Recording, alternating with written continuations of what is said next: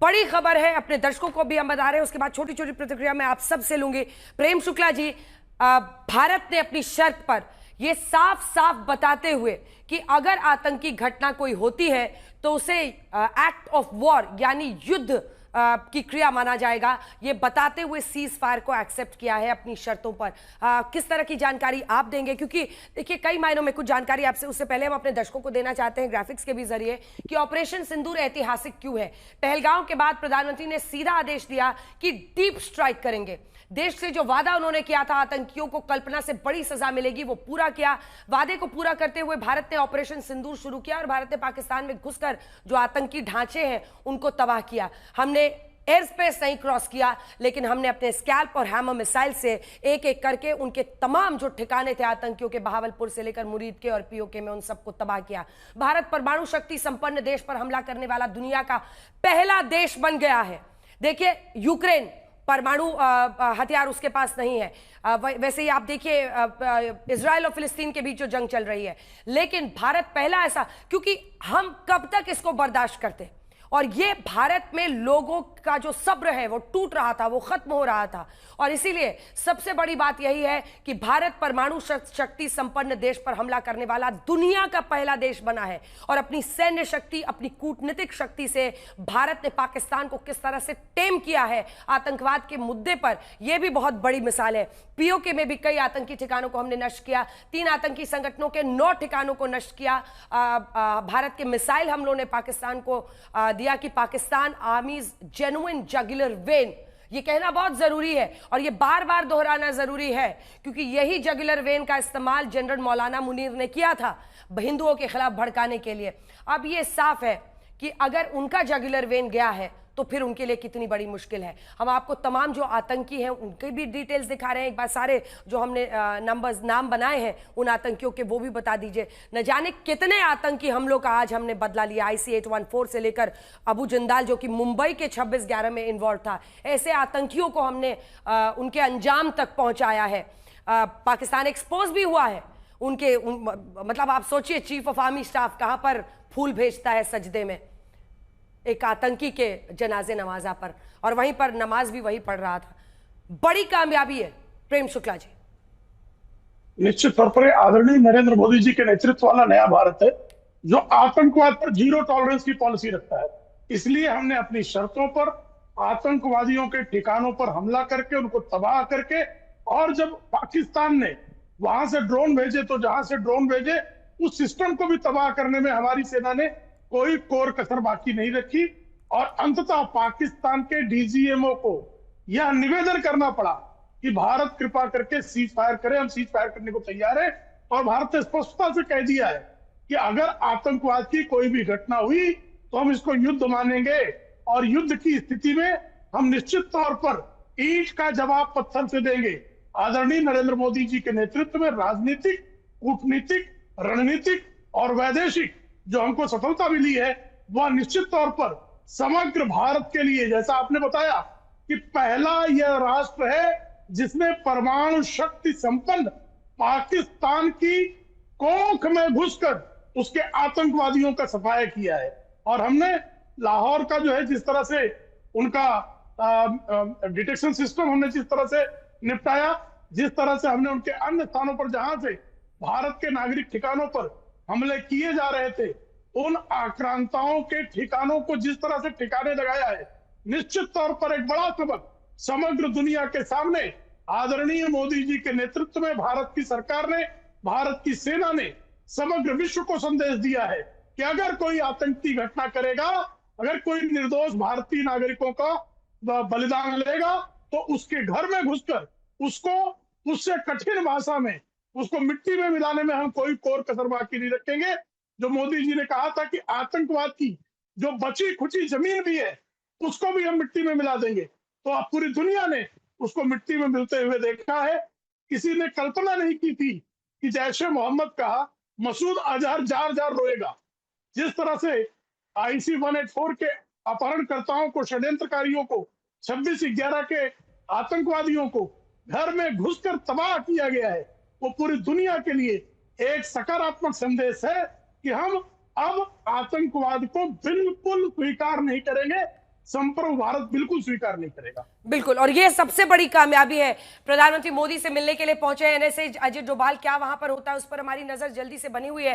General Kulkarni, जल्दी से छोटे छोटे रिमार्क्स में चाहती हूँ क्योंकि बहुत सारी खबरें तेजी से आ रही हैं, आप इसको किस तरह से देखते हैं? भारतीय सेना की बहुत बड़ी कामयाबी, भारतीय नेतृत्व, राजनीतिक नेतृत्व की बहुत बड़ी कामयाबी, क्योंकि भारत पहला ऐसा मुल्क बना है जिसने एक न्यूक्लियर मुल्क को आतंकवाद फैलाने की सजा देने की हिम्मत दिखाई है। अंजना जी, बहुत बहुत धन्यवाद। कोई शक नहीं कि भारतीय नेतृत्व को मुबारक, भारतीय फौज की निपुणता को मुबारक और भारतीयों को एकजुट रहने के लिए मुबारक। ऐसा कोई मतलब ये वक्त ऐसा है कि जो कुछ भी हुआ, ये जो सहमति हुई सीज़फायर की, पाकिस्तान की इज्जत बची है, यही मैं कह सकता हूँ। क्योंकि जिस प्रकार से पाकिस्तान को लग रहा था कि वो अपनी मनमानी कर सकता है और जिस प्रकार से उसे लग रहा था कि आतंक के द्वारा वो पूरे विश्व में अपना दबदबा बना सकता है, आज विश्व पूरा का पूरा भारत के साथ खड़ा है। आतंक के बरखिलाफ जिस प्रकार से भारत ने पाकिस्तान के ऊपर और उनके 9 जो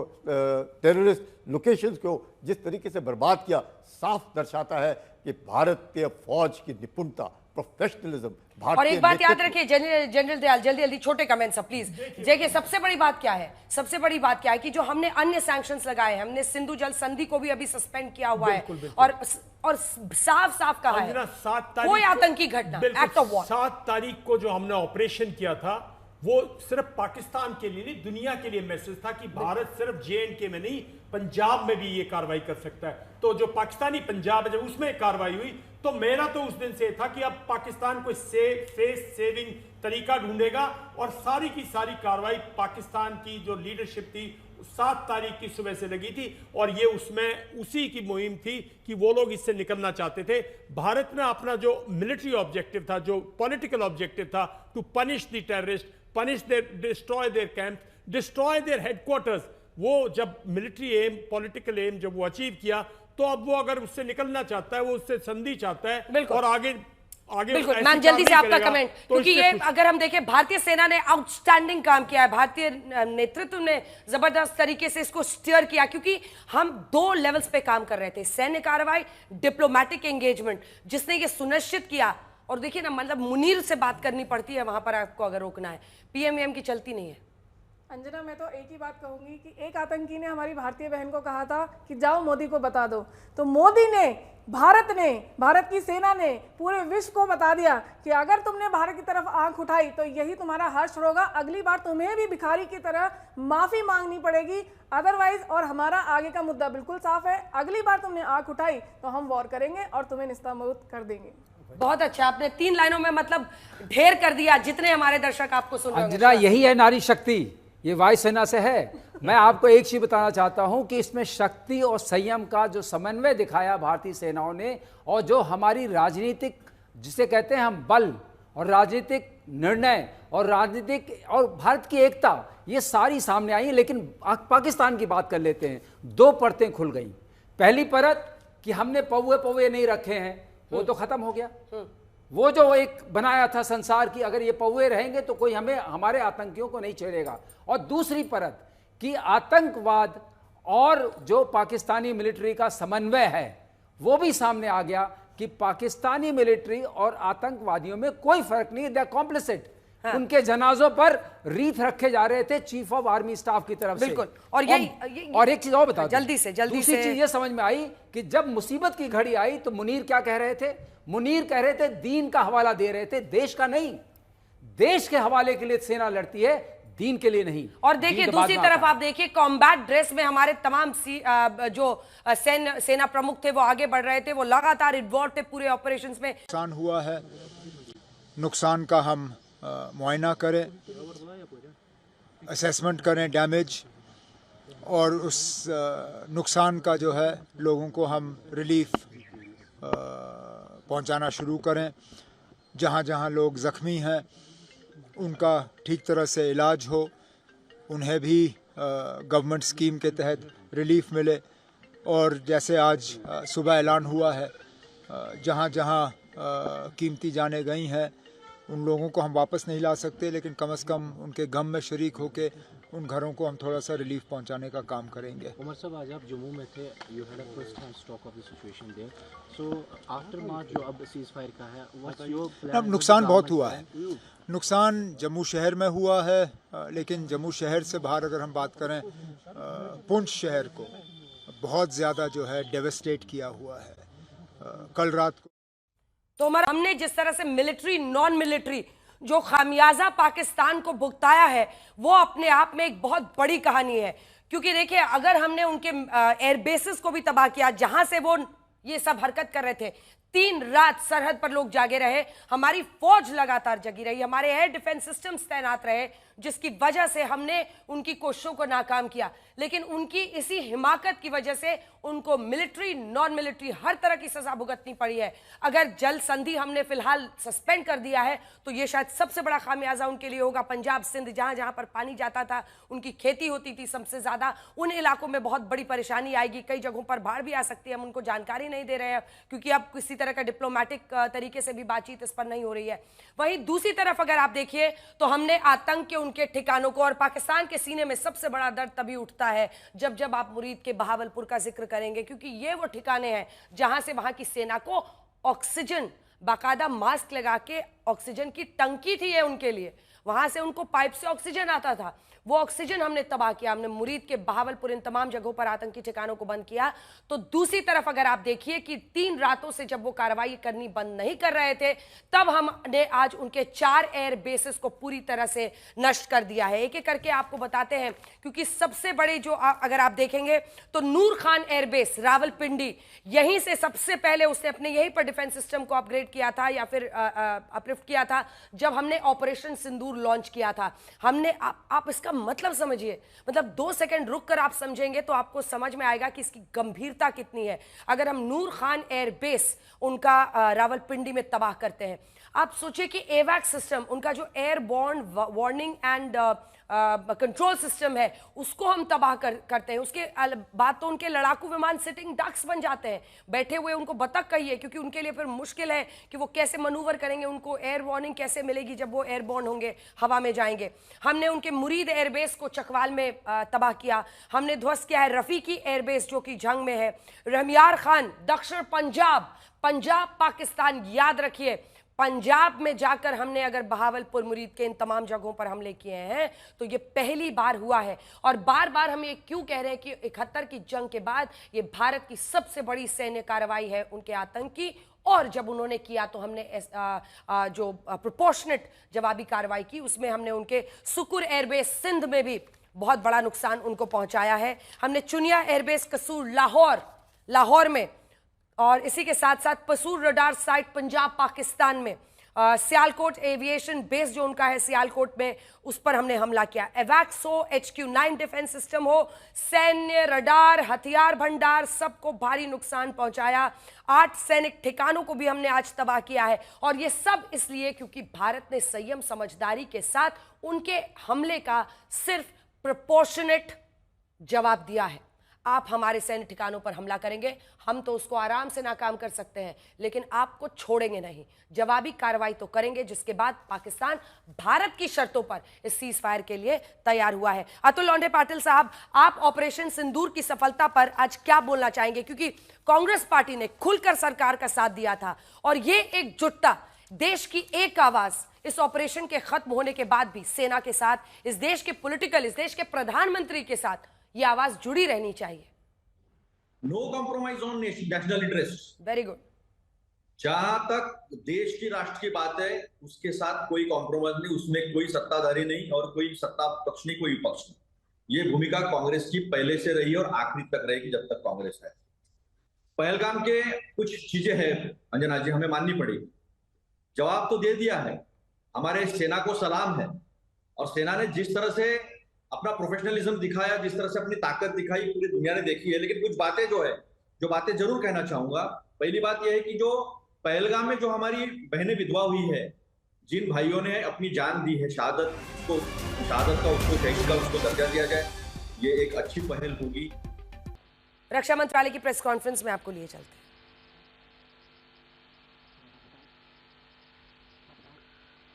Good evening, ladies and gentlemen. I welcome you to this press briefing on Operation Sindoor and related developments. We have with us Commodore Ravi Nair, Colonel Sophia Qureshi, and Wing Commander Vyomika Singh to brief you. With that, I hand over the floor to Commodore Nair.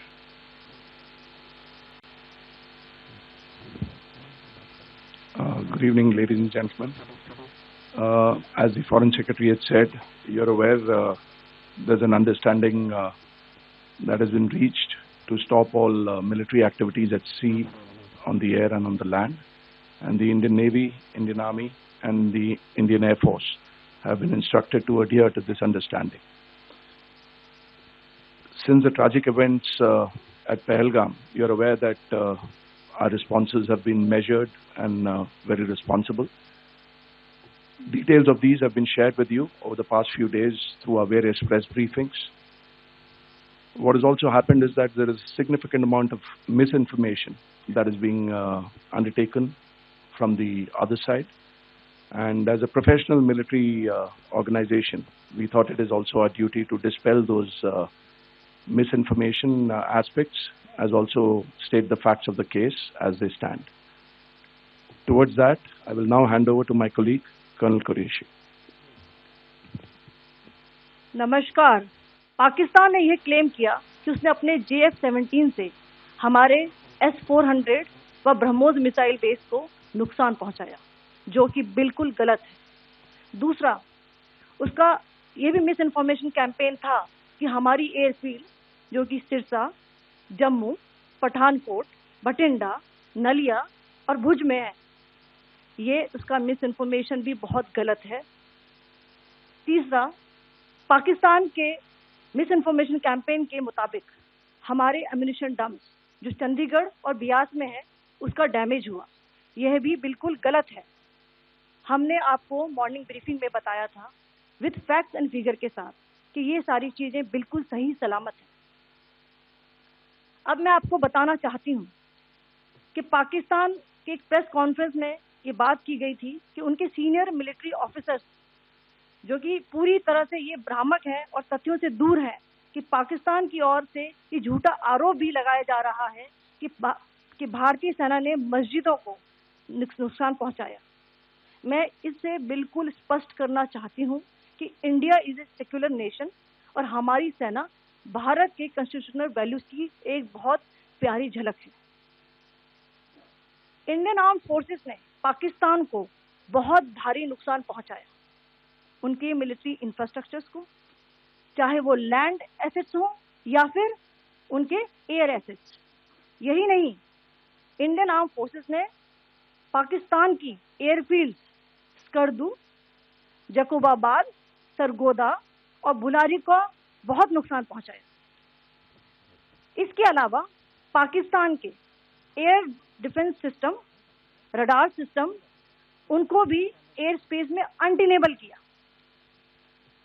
यह भी बताना चाहती हूँ कि line of control के पास पाकिस्तान के command and control, logistic installation और उनके मिलिट्री इंफ्रास्ट्रक्चर, मिलिट्री पर्सनल का इतना भारी नुकसान हुआ कि पाकिस्तान की ऑफेंसिव व डिफेंसिव कैपेबिलिटी को नष्ट कर दिया गया।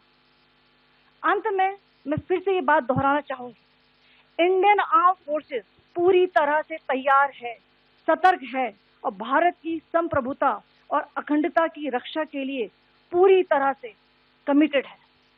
धन्यवाद। जय Hind.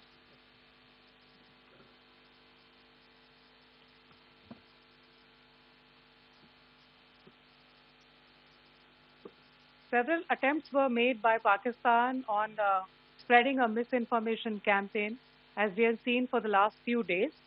There were attempts made to say that our S-400 at a northern base was destroyed, which was completely false, and that it was destroyed by a JF-17. It was a false information.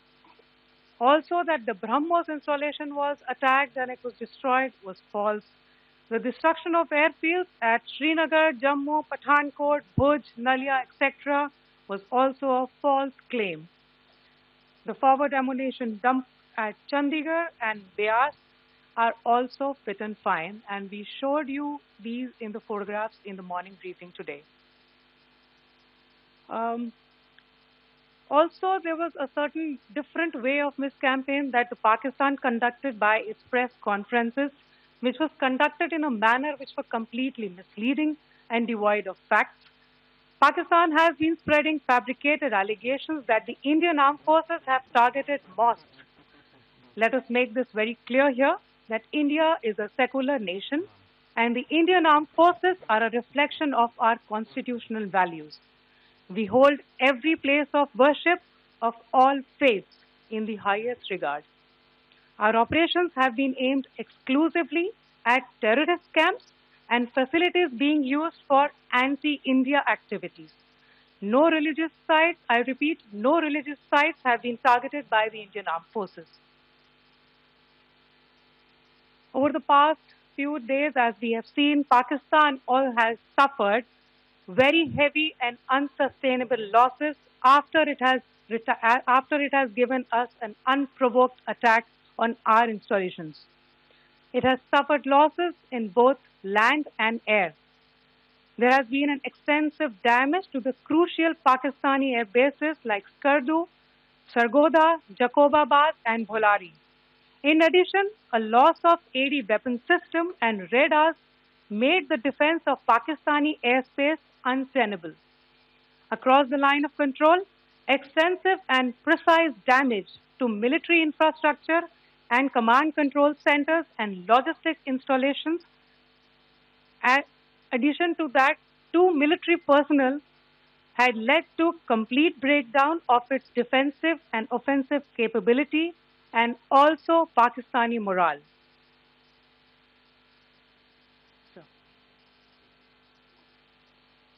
In conclusion, let me reiterate that whilst we will be adhering to the understanding that has been reached today, that is the Indian Army, the Indian Navy, and the Indian Air Force, we remain fully prepared and ever vigilant and committed to defending the sovereignty and integrity of the motherland.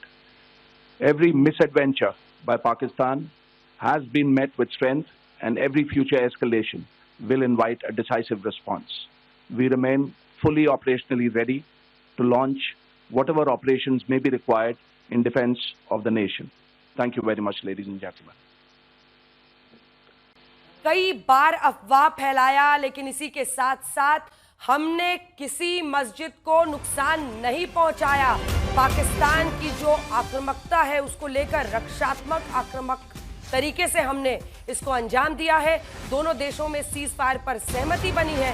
ये सब की जानकारी वहां पर दी जा रही थी। Theme वही था, महिला शक्ति, नारी शक्ति, जिसमें ऑपरेशन सिंदूर नाम दिया गया था। और भारतीय सेना की तरफ से कर्नल सोफिया कुरैशी और विंग कमांडर व्योमिका सिंह ने एक बार फिर सीज फायर को लेकर जो आज जानकारी दी, हर किसी के लिए, हर देशवासी के लिए, पूरे विश्व के लिए ये एक संदेश है भारत का कि अगर हमारी देश की नागरिकों, महिलाओं के सामने तुमने उनका सिंदूर उजाड़ा धर्म पूछकर, तो उनके खिलाफ बदला लेने वाली सेना, फौज की तरफ से महिलाएं आकर पूरे विश्व को बताएंगी कि भारतीय सेना का पराक्रम क्या होता है, भारतीय सेना की रक्षा पद्धति क्या होती है, भारतीय सेना का आक्रमण क्या होता है। वो पराक्रम, वो शौर्य जिसकी वजह से हमारे सैनिक, हमारे फौजी सरहदों पर तैनात रहते हैं। अत्याधुनिक जो हमारे हथियार है, रक्षा प्रोक्योरमेंट जो हमने किया है, रक्षा खरीद की है, ये सब एक दिशा में जा रहे थे और वो दिशा था कि आतंक के इस ढांचे को हमें नेस्तनाबूद करना था। आज एक बार फिर पूरा देश इस बात से हर्षित है कि जब एक तरह के क्लोजर की तरफ हमारा ये ऑपरेशन सिंदूर जा रहा है, तब वहां पर कर्नल कुरैशी और विंग कमांडर व्योमिका सिंह ने ही ब्रीफ किया है। ये संदेश पूरी दुनिया सुन ले कि भारत में जब आप आम नागरिकों की जिंदगी के साथ खिलवाड़ करेंगे, जान लेने की कोशिश करेंगे, तो चाहे आप न्यूक्लियर पावर होने की धमकी ही क्यों न दें, भारतीय फौज, भारतीय राजनीतिक नेतृत्व में आपके परखच्चे उड़ा देगी। आपके 4-4, 5-5 एयरबेस तबाह है, आपका एवैक्स सिस्टम तबाह है, आपका HQ9 सिस्टम तबाह है, आपके आतंक के ऑक्सीजन प्लांट तबाह हो चुके हैं। सांस कहां से लीजिएगा? हमने आपके साथ सिंधु जल संधि को भी स्थगित कर दिया है। हमने डिप्लोमेटिक तरीके से आपको वो तमाम सबक सिखाए हैं, जितने पाकिस्तानी देश के अंदर थे उन सबको बाहर भेज दिया है।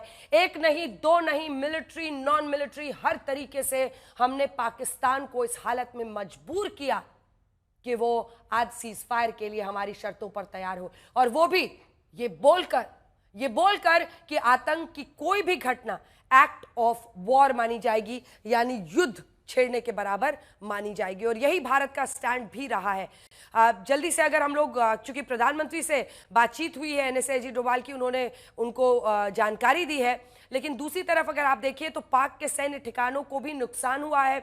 इस बाबत भी जानकारी दी गई। एक एक करके जो तमाम जानकारियां दी गई हैं वो तो हम आपको दिखा ही रहे हैं। S-400 सिस्टम को नुकसान की भी खबर गलत है। देखिए, आज सेना की तरफ से, जब रक्षा मंत्रालय की तरफ से प्रेस कॉन्फ्रेंस की गई है, तो उन झूठ को भी, उन मिथ्स को, वो जो उनका एक ख्वाजा आसिफ जो उनका एक मंत्री है, उसकी भद्द तो खैर देश में ही पिट रही है। जब उसी के सांसद कहती है कि आपको अंग्रेजी नहीं आती तो विदेशी चैनल में क्यों इंटरव्यू देते हो, भद्द पिटवा दी हमारी, तो उसने तो जाकर वहां कह दिया कि आपको, हमें जानकारी ये सब मिली है कहां से, सोशल मीडिया से।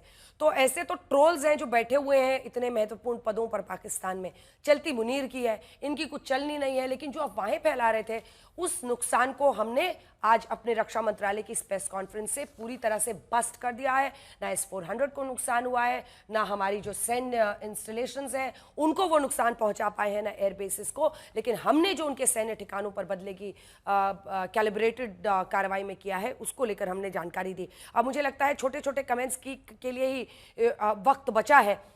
पाकिस्तान का सरेंडर है भारत की सैन्य शक्ति, और जैसा कि उन्हीं की संसद में उन्हीं के सांसद ने शहबाज शरीफ को बताया था कि तुम मोदी के नाम से भी डरते हो, नाम लेने से भी डरते हो, वो डर दिख गया।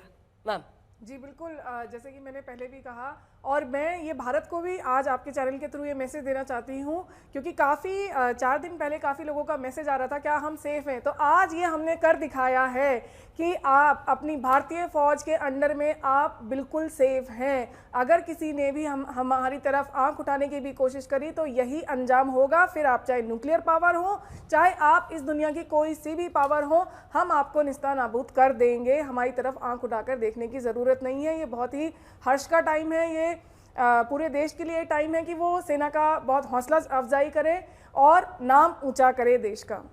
बिल्कुल। और दूसरी तरफ अगर आप देखिए तो 5 पॉइंटर्स जो मैं पॉलिटिकल लीडरशिप पे आज करना चाहती हूँ जनरल कुलकर्णी, वो बातें बहुत अहम है, क्योंकि हमने देखिए वो हमारे नागरिकों को टारगेट कर रहे थे, साफ था।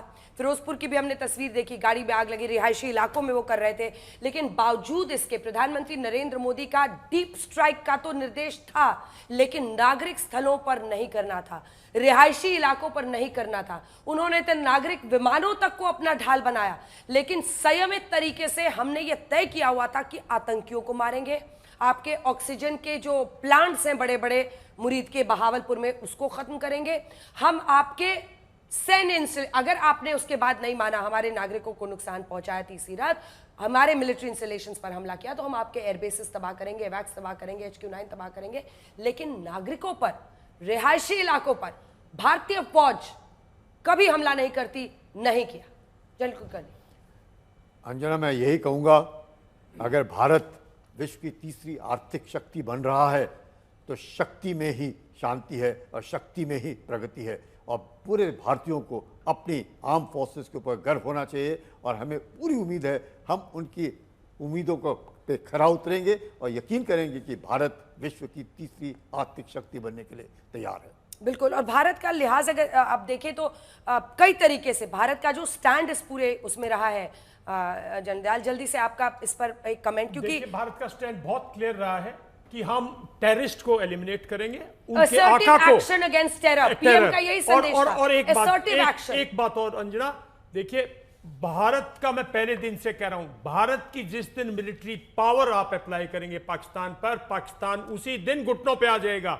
जो भारत की मिलिट्री पावर है, जो भारत की मिलिट्री एक्सीलेंस है, पाकिस्तान उससे डरता है, सिर्फ उसी से डरता है। और अगर जम्मू एंड कश्मीर में आपको टेरर हटाना है तो जो भारतीय सेना है उसकी प्रेजेंस दिखती है, जब डरता है वो, बाकी वो नहीं डरता। पाकिस्तान लातों के भूत बातों से नहीं मानते। पाकिस्तान भारतीय सैन्य शक्ति के सामने आज बिल्कुल झुक गया है और भारत की जो पॉलिटिकल लीडरशिप है उसने जो स्टेमिना दिखाई है, उसने जो सूझबूझ दिखाई है, उसने जो एनर्जी दिखाई है, उसने जो पॉजिटिव एप्लीकेशन दिखाया है, उसने जो मार्गदर्शन दिखाया है, वो काबिल तारीफ है। और जो भारतीय सेना का आज जो मैं समझता हूं पूरी दुनिया जानती है कि अगर इंडियन आर्मी आएगी, अमेरिका ने कहा था अफगानिस्तान में आ जाओ, हम अफगानिस्तान को खत्म कर देंगे। हमारे फॉरेन मिनिस्टर और डिफेंस मिनिस्टर कहा था नहीं, हम आपके झगड़े में नहीं फंसना चाहते। मेरा मानना है कि अगर अमेरिका के साथ हम जब वो गए अफगानिस्तान में चले जाते तो जो अफगानिस्तान का मुद्दा था 2005-06 तक सारा टेररिज्म खत्म हो जाता। भारत की सैन्य शक्ति कारगिल के बाद दुनिया मानती है। हमारा जवान जो है वो ब्रह्मास्त्र है दुनिया में, हमारा यंग ऑफिसर प्रेजवर्दी है और हमारी जो ओवरऑल सिनर्जी है तीनों फोर्सेस की, उसका कोई मुकाबला नहीं है। तो heads off to them, salute. और मैं आपको सुबह बोला था जय हिंद अजना, मैं अब फिर से बोल रहा हूं, जय मीन जय, बट हिंद, जय to the Hind. And since you are medium to the people, thank you. We have had 3-4 good days. बहुत बहुत शुक्रिया। जय हिंद की सेना। और अभी से ही जनरल दयाल अब बाय बाय कर रहे हैं क्योंकि शायद अब इस तरह से हम लोग हमारी जरूरत जब पड़ती है, जब देश पर आक्रमण होता है, जब देश पर आफत आती है, देखिए ये बहुत बड़ा लम्हा है भारत के लिए, बहुत बड़ा लम्हा है। बिल्कुल, हमारी फौज के लिए कितनी बड़ी कामयाबी है। तो हमारी पॉलिटिकल लीडरशिप देखिए, प्रधानमंत्री नरेंद्र मोदी ने ये शुरू से कहा था फोकस टेररिज्म पर है।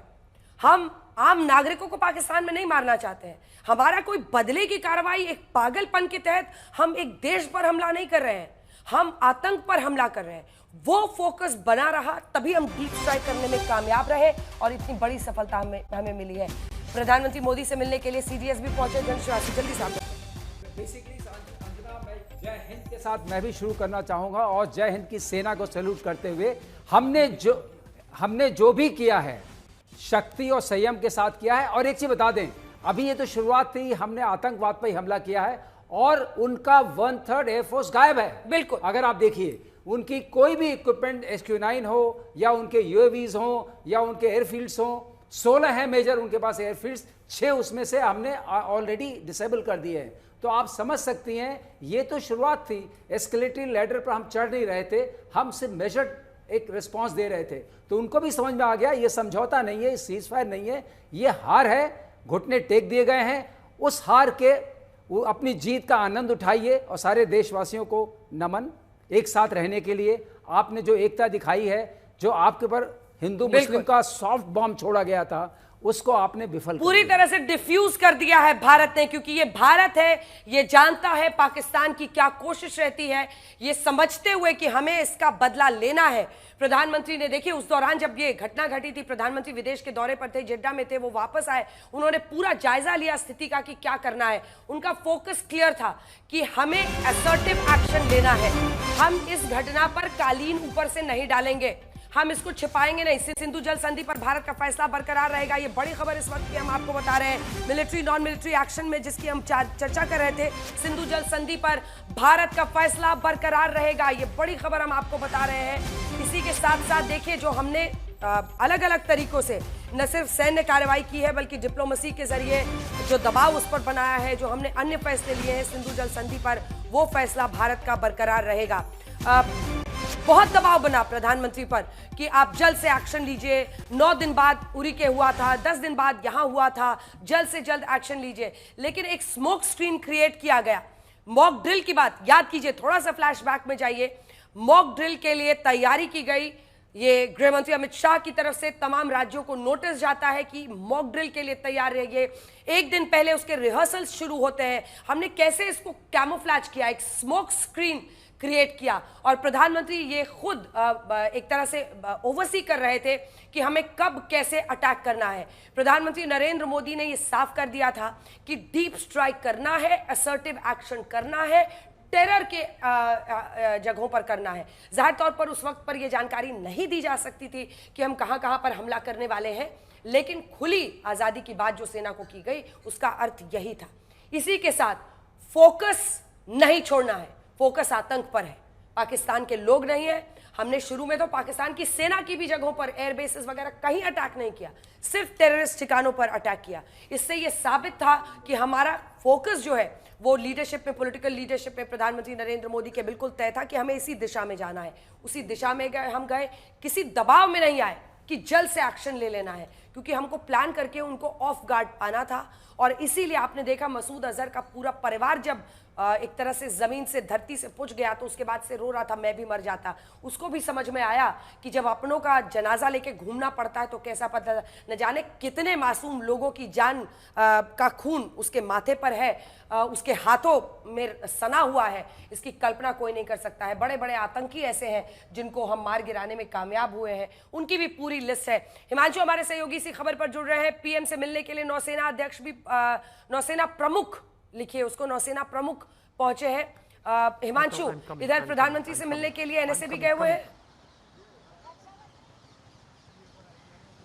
देखिए, एनएसए भी है और सीडीएस भी है और तीनों ही सेनाओं के जो चीफ हैं वो भी पहुंचे हैं यहाँ पर मुलाकात करने के लिए। जिस तरीके से भारत की शर्तों के ऊपर जो है सीज फायर को पाकिस्तान ने माना है और अमेरिका के द्वारा इसका मीडिएशन किया गया, जिसकी घोषणा खुद अमेरिका के राष्ट्रपति डोनाल्ड ट्रंप ने की है। लेकिन एक चीज़ देखनी होगी कि भारत ने जिस तरीके से आतंकी हमले को लेकर पाकिस्तान को एक्सपोज किया और ये बताया पूरे विश्व को कि आतंकवाद जो है वो पाकिस्तान में पनपता है, उसको पाला जाता है, पोसा जाता है और फिर भारत के खिलाफ ही इसको लाया जाता है। और उसके साथ विश्व में भी कई आतंकी घटनाओं में जो है पाकिस्तान के जो आतंकी संगठन है उनकी इन्वॉल्वमेंट देखी जाती है। और एक चीज़ माननी होगी, आज भारत की तरफ से ये साफ कह दिया गया, ये फैसला लिया गया है कि अगर टेरर अटैक होगा कभी भी तो वॉर ऑफ एक्ट के तौर पर उस पर काम किया जाएगा और जो